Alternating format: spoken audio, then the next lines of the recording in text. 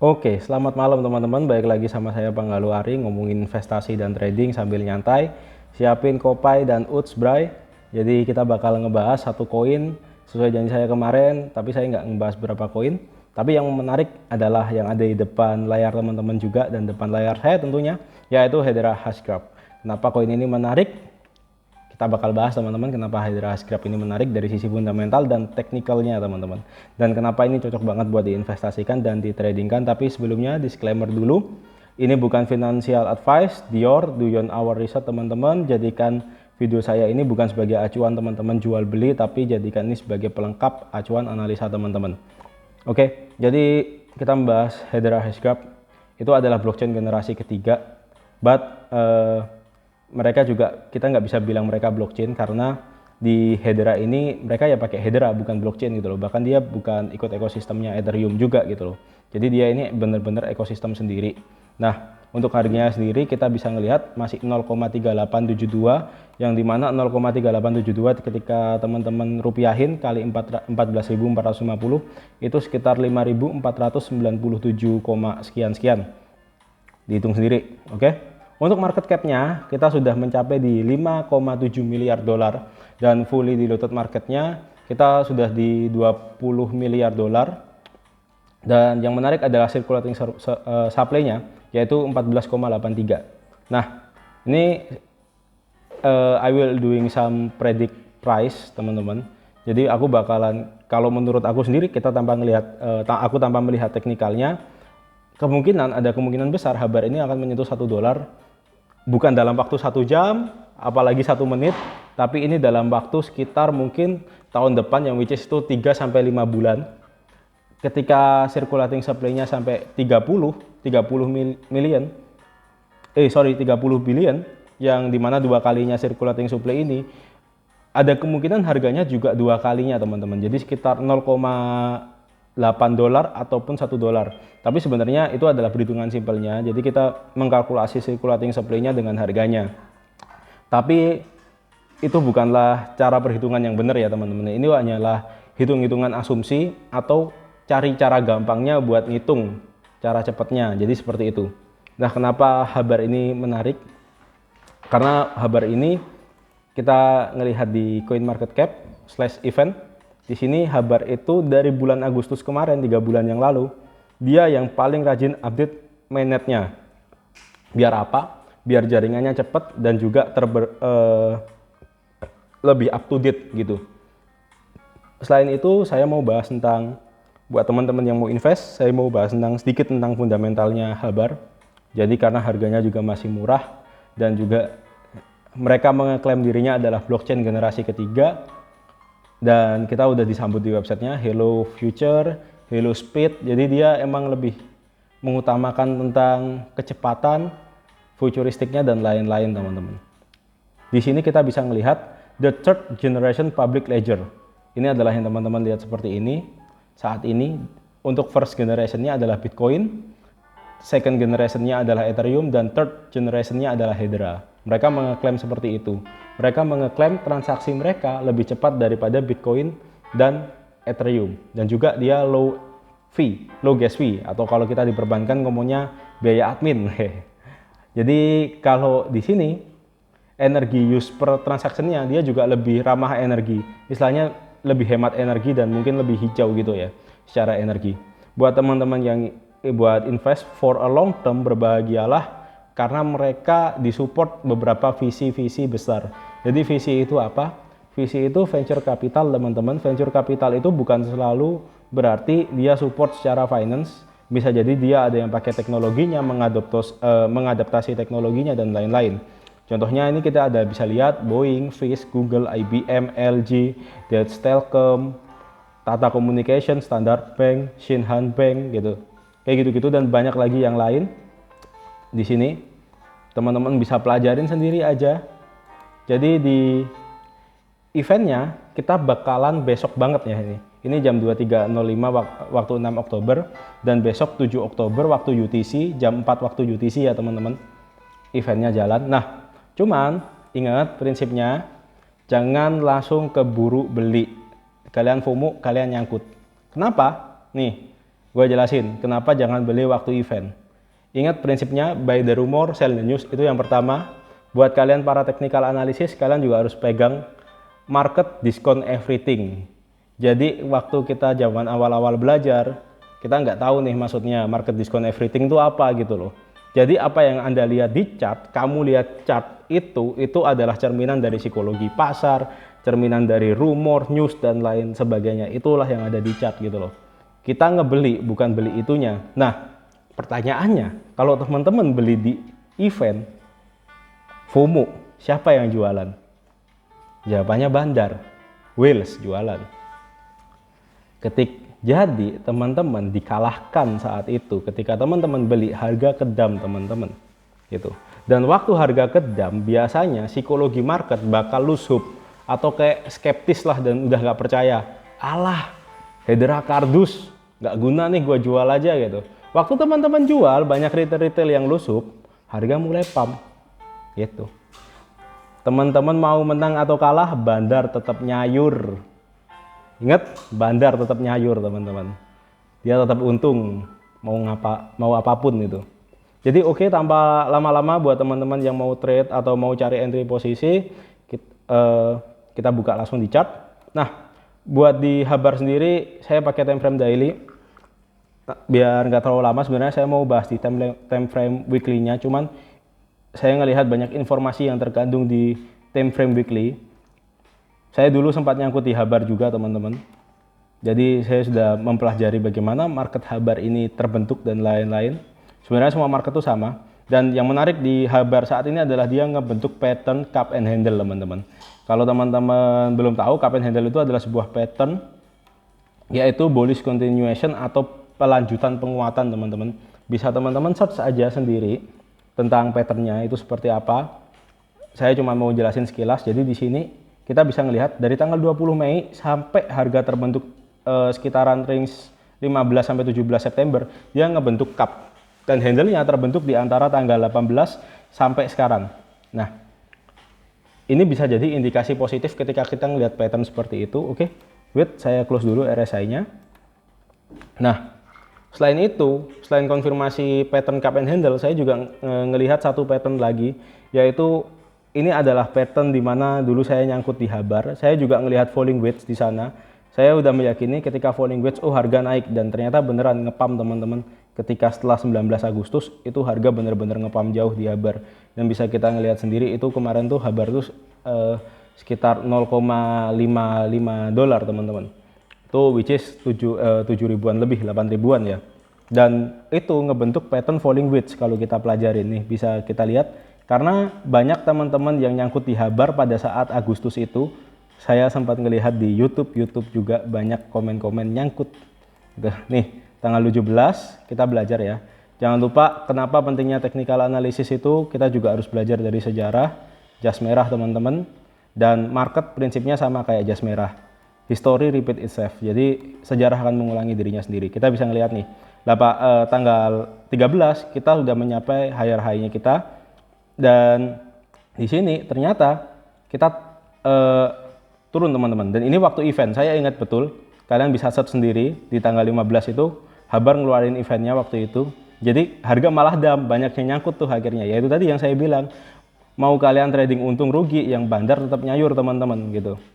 Jadi Bandar tetap untung gitu istilahnya. Oke. Nah, kita bisa ngelihat ini adalah falling wedge. Nah, ketika retail udah lusup, ketika si Bandar udah jualan, Bandar beli lagi itu akhirnya, dan itulah market terbentuk. Jadi trading itu juga 50% mempelajari psikologi pasar. Jadi bukan cuma semata-mata ini tentang technical juga teman-teman, tapi belajar technical adalah ketika kita ngerti, yaitu kita bisa paham psikologi pasarnya juga. Jadi ketika udah bentuk pattern seperti ini, ya udah, manusia itu cenderung punya kecenderungan psikologi perulangan teman-teman. Jadi dia tetap bakal beli, misalnya ini harga udah rendah, ya udah dia beli dan harga pasti ngepam. Dan ini terulang lagi. Ini adalah minor patternnya, dan sekarang ini malah terbentuk major patternnya teman-teman. Kita start di sini ya. Saya nggak mau ngambil shadow-nya, saya nggak usah ngambil shadow-nya. Kita taruh 15 sampai 30 September ini, kita taruh di sini, dan kita ambil dari lower terakhirnya penurunannya di 20 September ini. Kita bisa melihat di sini kita ngebentuk sebuah pattern yang namanya falling wedge lagi dan lagi. Dan pertanyaannya, apakah kita bisa ngetes area neckline ini di area neckline resistannya? Kalau saya jawabannya optimis bisa. Kenapa? Karena kita sudah terkonfirmasi oleh dua pattern, yaitu cup and handle dan falling wedge maksud saya. Dan kita sekarang udah mengalami selalu berulang lagi kan, udah event dan market merah lagi nih. Nah, kita bisa ngelihat, oke, Bang, itu kan patternnya kayak hammer pin bar. Oke, ini hammer memang, teman-teman. Tapi apakah hammer selalu menunjukkan reversal? Coba teman-teman pikir. Di sini ada pattern yang menyerupai hammer, tapi dia tertahan di area ininya. Dan di sini dia ngebentuk lagi. Dan di sini dia ngebentuk lagi, tapi masih turun dan masih turun. Pertanyaannya, apakah itu valid sekarang kalau teman-teman pakai hammer? Jadi candlestick itu bisa digunakan kalau kita main di time frame yang kecil. Bisa juga sebenarnya daily, itu hanya untuk melihat pattern-pattern apa aja. Biasanya saya gunain si candlestick itu ketika false breakout, ada hammer, itu adalah konfirmasi yang positif. Jadi kita harus tetap benar-benar nggak bisa telan mentah-mentah hammer itu pembalikan arah gitu ya. Jadi seperti itu. Jadi candlestick itu harus dibaca juga dengan pattern dan lain-lain. Nah, oke. Jadi selain kita ngebahas itunya, saya ngelihat sesuatu yang menarik di time frame daily ini, yaitu kita masih ada di bullish major trend, teman-teman. Jadi nggak usah khawatir. Walaupun ada penurunan, kita tetap ada di dynamic supportnya, yaitu dynamic supportnya adalah di EMA 21-nya kita. Oh ya, BTW saya pakai EMA 21, 34, dan 55. Kenapa saya pakai itu? Karena itu adalah angka-angka Fibonacci. Itu adalah angka-angka yang bagus, teman-teman, istilahnya. Simpelnya seperti itu ya. Mungkin nanti saya lebih jelasin lebih detailnya di sesi study time, di sesi pembelajaran kita khusus. Kita masih tertahan di dynamic supportnya si EMA, teman-teman. Bisa kita ngelihat di sini. Lah, ngomongin support dan resisten, kita sekarang ada di area neckline resistannya, teman-teman. Jadi saya mau ngejelasin juga tentang resisten, pandangan resisten dan support menurut saya ya. Sebelum kita bahas si entry point-nya tadi. Oke. Jadi bagi saya support itu bukan titik atau garis, tapi support itu sebuah area yang kalau kita di trading view, katakanlah gampangnya kita gambar kotak lah gitu ya. Kita bisa ngelihat di sini kita sempat create base, teman-teman, dan di sini kita juga nge-create base. Sebelumnya kita jadi resisten dan ini juga jadi resisten kita, dan ini juga jadi area resisten kita di 5000, 0,5 maksud saya, dan itu angka psikologis juga, teman-teman. Jadi kita saat ini berada di area 0,38. Nah, pertanyaannya, di mana entry point yang bagus? Bagi teman-teman yang mungkin kayak masih takut FOMO, nanti takutnya kagak kekejar gini-gini, kagak iya kalau turun, kalau enggak. Nah, saran saya sih kalau kalian mau entry sekarang ya silahkan, monggo gitu loh. Cuman harus tahu manajemen resiko, kalian jangan menggunakan semua uang kalian, masuk 20% atau 10%. But sekali lagi saya ingatkan, ini bukan saran, jadi lakukannya karena itu duit kalian sendiri, jadi kalian riset sendirilah gimana baiknya kalian beli. Kalau saya ada dua level key entry-nya kita ada di area 0,33 ini sampai 0,30 dolar untuk kita beli. Dan itu makanya kita harus ngelihat apakah besok dan lusa kita mengalami penurunan yang tajam. Bila emang iya penurunan yang tajam, biasanya kita bakal tertahan di area ini, teman-teman. Dan ini adalah area support yang kuat kita. Jadi ini adalah area baik kita gitu. Demand-nya banyak yang di sini. Ini adalah pandangan saya pribadi, teman-teman. Sekali lagi, baik lagi. Dan tetap ingat di sini konsep smart money. Ketika ada event belum tentu semua itu apa-apa ngepam ya. Ingat, konsep smart money adalah bandar nyayur. Ingat, di mana bandar nyayur adalah ketika yang FOMO, ketika kalian FOMO, kalian beli, siapa yang jual gitu, siapa yang punya barang? Bandar. Jawabannya, bandar tetap nyayur, kalian untung rugi, bandar nyayur, bodoh amat gitu loh. Jadi kayak buy the rumor, sell the news itu juga penting. Disiplin sama plan, kalian punya plan. Ini adalah market outlook dari saya dan bagaimana saya melakukan entry point nantinya gitu. Jadi buat sekalian juga bagi teman-teman yang mau trading tapi juga mau investasi, jawabannya bisa banget. Caranya gimana? Misal nih kalian punya modal 10 juta, kalian masukin di Habar. Dan ketika kalian udah Habar udah naik nih, katakanlah let's say udah di 49 dan teman-teman katakanlah let's say untung 1 juta. Nah, kalian tarik modalnya kalian yang 10 juta. Let the profit flow gitu loh. Jadi kalau misalnya enggak 1 juta, oke lah sisain 500 ribu buat investnya kalian. It's okay. Jadi kalian bisa model seperti itu teman-teman. Atau bisa juga kalian sisahkan let's say 100 ribu dari keuntungan trading kalian dan gunakan prinsip beli satu hari satu koin. Itu bisa banget kayak gitu. Dan itu tadi ya teman-teman, kita udah ngebahas banyak banget dari sini. Mungkin nggak lengkap rasanya. Saya itu adalah tipe trader yang juga ngelihat ini oscillatornya atau kekuatan momentum, overbought dan oversold-nya. Jadi oke, saya close dulu semua, saya bersihin biar lebih jelas lagi. Saya hapus nih area supportnya nih, area harganya, teman-teman bisa ulang atau catat ya teman-teman. Oke, saya close. Dan di sini saya mau untuk memastikan area pembelian kita. Nah, di RSI kita masih ada di biar lebih jelas saya garis tengah. Kita masih ada di area di atasnya 50, which is itu adalah masih area bullish teman-teman. Biasanya kalau RSI ini adalah tips juga menggunakan RSI buat saya pribadi, buat teman-teman yang masih istilahnya baru di dunia trading. Biasakan buat garis tengah seperti ini. Tujuannya kenapa? Ini biar nggak mengganggu perspektif mata teman-teman. Jadi biasanya ketika dia udah memasuki di bawah area 50, dia tren kecenderungannya itu adalah bearish. Jadi ini adalah selain untuk kita melihat divergent dan lain-lain, RSI ini bisa melihat untuk kekuatan trennya. Kita bisa melihat dari sini ke sini. Ini kan bentuk divergent ya teman-teman ya. Ini wait, saya jelasin sekalian tentang divergent. Ini kita ngebentuk bearish divergent di sini. Di titik ini kita bisa melihat ini harga naik, tapi di sini turun dan kita bisa ngelihat ada penurunan. Jadi apapun yang di bawah 50 itu biasanya majority-nya dia bearish. Dan bisa kita lihat sampai dari sini kita bearish dan di sini kita udah menyentuh di angka 50. Dan kita ada di tren bullish. Seperti itu.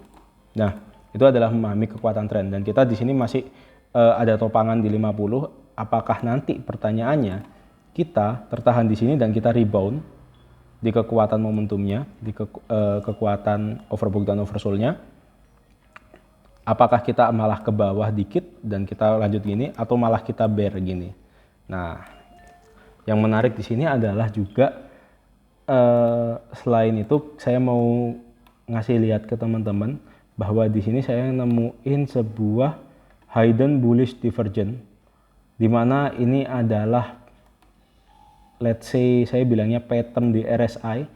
Sebenarnya RSI MACD itu adalah lagging indikator teman-teman, tapi teman-teman bisa menjadikan itu sebagai leading indikator yang intinya adalah teman-teman bisa nyuri start bahwa teman-teman ini bakal ada bullish gitu, ini bakal ada bearish, teman-teman jadi bisa long atau short atau teman-teman pasang posisi lebih awal. Oke, saya tarik di sini, kita ngelihat di sini. Oke, mungkin falling wedge-nya saya hapus biar lebih jelas. Di sini kita bisa melihat harga mengalami penurunan dari 7 September ini dan kita mengalami kenaikan dari titik ini. Saya ambil seshadow-nya. Kalau nggak saya ambil seshadow-nya pun dia mengalami kenaikan juga teman-teman. Dan di sini kita ambil seshadow-nya biar lebih valid. Nah, kita bisa melihat di RSI harganya mengalami penurunan dan di sini harganya mengalami kenaikan. Ini artinya adalah divergent.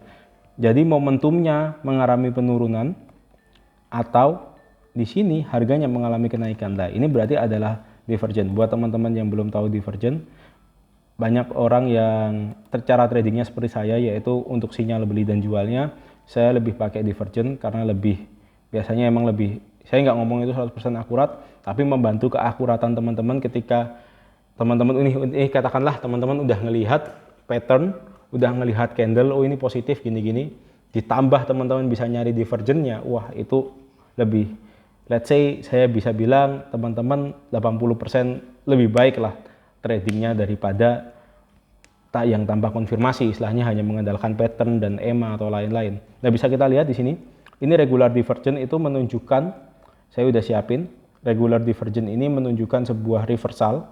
Jadi harganya mengalami penurunan, tapi momentumnya mengalami kenaikan. Nah, ini kita berbalik teman-teman. Hidden divergence atau hidden bullish divergence adalah pattern continuation. Kalau ini reversal, ingat teman-teman, kalau regular itu reversal atau pembalikan arah tren.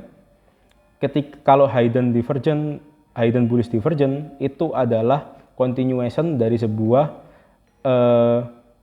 kenaikan. Jadi misal let's say gini, mengalami koreksi, setelah itu ada kenaikan lagi gitu. Itu adalah hidden bullish divergence, dan kita bisa melihat ini kayak membentuk jalan melebar ya. Dan di sini kita juga melihat kita ngebentuk sebuah jalan yang lebar. Let's say ini kayak toa ya teman-teman ya, kayak toa yang buat halo-halo itu.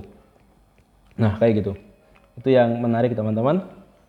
Oke, jadi ini bisa jadi sinyal yang bagus buat kita bahwa kita mengerti bahwa potensinya ke depannya Habar akan mengalami kenaikan, dan semoga ini menjadi positif karena kita sudah melihat falling wedge, kita udah melihat cup and handle, kita udah melihat sinyal yang berupa divergence juga, jadi kayak udah komplit lah. Dan di EMA pun juga kita udah melihat bahwa kita masih mengalami fase bullish teman-teman. Dan kita masih ditopang kuat di area EMA 21 ya, di dynamic supportnya. Itu sih teman-teman. Jadi mungkin sekian untuk Habar. Teman-teman harap hati-hati karena di bulan Oktober ini kita masih belum tahu apalagi yang akan menerpa kita, food-foodnya dan lain-lain. Tetap hati-hati teman-teman, pasang stop loss dan lain-lain. Even kalian main di spot, karena kalau kejemput takutnya lama gitu. Jadi it's okay, trading itu nggak selalu tentang untung, jadi kalau kita rugi kita harus siap, itulah fungsinya stop loss. Nah gitu.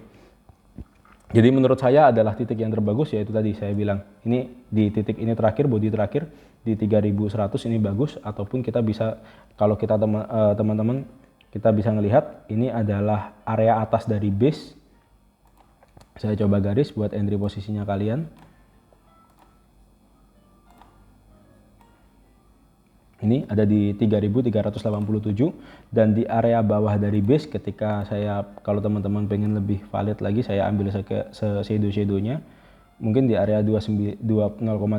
Tapi kalau menurut saya apakah area ini kejemput, kemungkinannya 30% teman-teman. Kalau di sini mungkin masih mungkin di area 3000 teman-teman, di 0,3000 ini bisa jadi area entry point yang baik teman-teman. Jadi kita tunggu aja sampai besok gimana Hedera, tapi intinya saya membagikan Hedera ini potensial, tapi untuk belinya semoga kalian dapat harga yang cakep teman-teman. Jadi istilahnya nggak perlu buru-buru. Walaupun kalian bilang nih, misal, "Loh Bang, beli di sini kan tapi tetap untung." Ya, tapi kalau kalian dapat harga yang di bawah kenapa enggak gitu loh maksudku. Dan kalian bisa nikmatin profit yang lebih cakep lagi gitu loh. Dan lebih cakep lagi ketika kalian dapat duit, kalian ke salon perawatan gitu kan, lumayan gitu. Oke cuy. Oke, itu aja sih dari saya Bang Galuari. Buat teman-teman yang suka tentang crypto market, pembahasan seputar analisis fundamental di crypto market, either itu nanti saya bahas di forex ataupun di stock market, please make sure teman-teman hit like dan subscribe buttonnya. Jangan lupa share ke teman kalian yang membutuhkan informasi-informasi seperti ini. Do your own research, saya ingatkan, it's not financial advice. Jadikan ini sebagai penguat analisa teman-teman, acuannya teman-teman. Tapi bukan sebagai acuan jual belinya, hanya acuan penguat analisa. Oke, terima kasih. Saya Bang Galuari, selamat malam.